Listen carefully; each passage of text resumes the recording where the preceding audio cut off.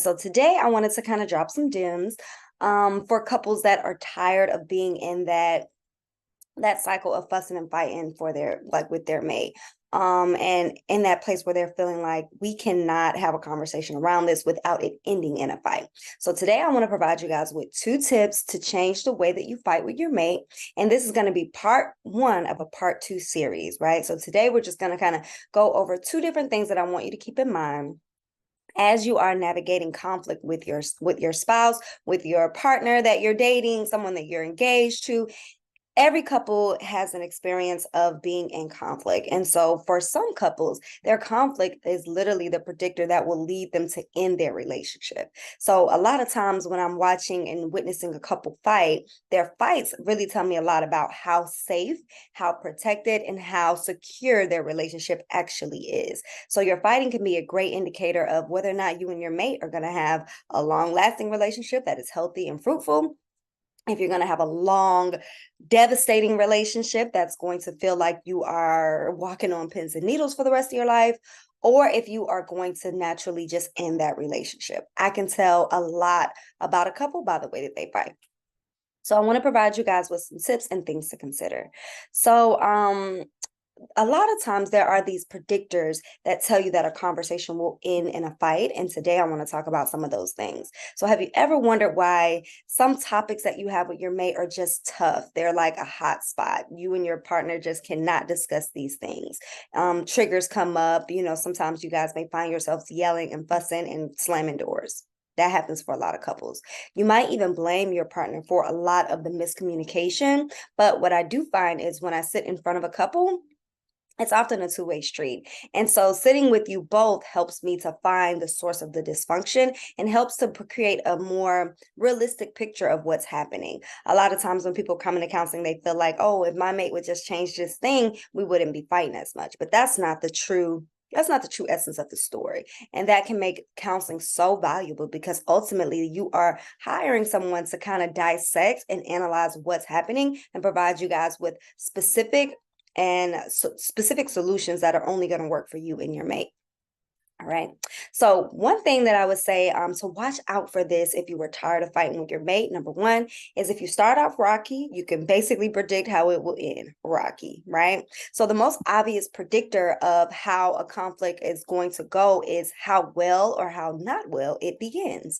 So if you find that you are starting with criticism or sarcasm, you're asking for trouble, right? And so a lot of times I help couples identify what's the best way for them to approach their mate with a problem or with something that could lead with an argument.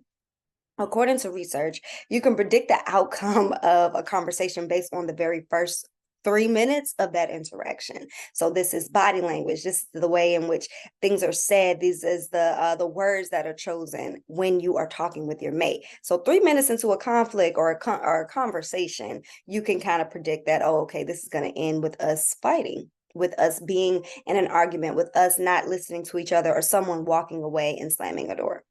3 minutes. The next thing that I want you to really, really think about is watching how your body responds when you are in front of your mate. So we've all experienced this before, and it is a great indicator to let you know that it's time to slow down and take a deep breath.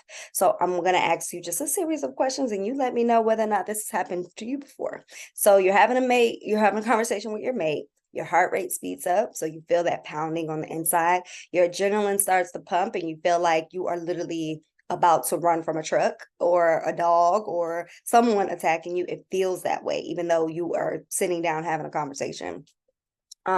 Your head goes into this ultimate like fight or freeze or fight stage where you literally feel like there is danger upon you. Your thoughts may be racing, your voice is elevating, tears start to appear in your eyes out of nowhere. We've all been there before on the other end of a conflict where we just feel like this is the worst possible place that I want to be. I want to be anywhere but here. Now, some of you lean into conflict and it's a comfort place for you of we need to talk about this right now. And then some of you are the people who like to avoid conflict like the plague, because it doesn't feel good to you. It doesn't feel good for the responses in your body. It makes you feel like you may be in danger or may end with the relationship ultimately ending. And so therefore it's like, I'd rather not even talk about this thing, right? A lot of times I'm dealing with people that are on two different ends of the spectrum. And so as their therapist, I help them to understand what dealing with conflict is going to look like where it serves them both. So I want you guys to keep in mind how your body responds and if it gets to a place of overwhelm. So if your heart rate continues to climb, you will likely end that argument or that communication with erratic communication. And that will lead to you criticizing more, making mean jokes, or even walking away. And that's happened to all of us before, where we're in the midst of a conversation with someone and the next thing you know, we are throwing the kitchen sink at them. We are saying everything in order for us to feel like we have won this thing. And I will say that that's another part of things I want you to keep in mind in conflict is if we're both, if you lose or I lose in our relationship, or win or lose in that argument, the whole relationship has lost at that point. And so sometimes we come to conflict wanting to win that fight and wanting to be right and wanting to prove something. And that's a mindset shift that I teach a lot of couples and walk them through.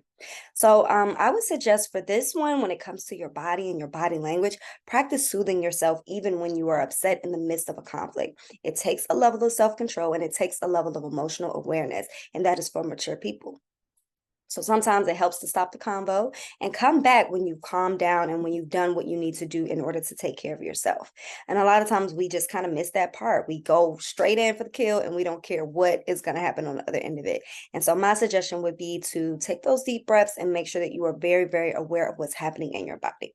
So guys, thank you so much for watching this video. If you find that you need some support with your relationship, please reach out to us. A good number to reach us is 404-496-8070. And our website is atlantacoupletherapy.com.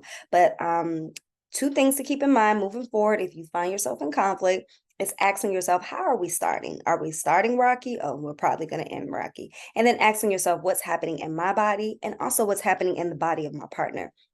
How are they responding? How do they look? Do they look flustered? Do they look like they want to run away? That gives me an indication that this won't necessarily end in the way that I want it to. So if anything's come to mind for you guys as you're watching this, or you have any suggestions or things that you want to ask, please leave your details in the comments about whatever comes to mind. But thank you guys so much for watching, and I will be back next week with part 2.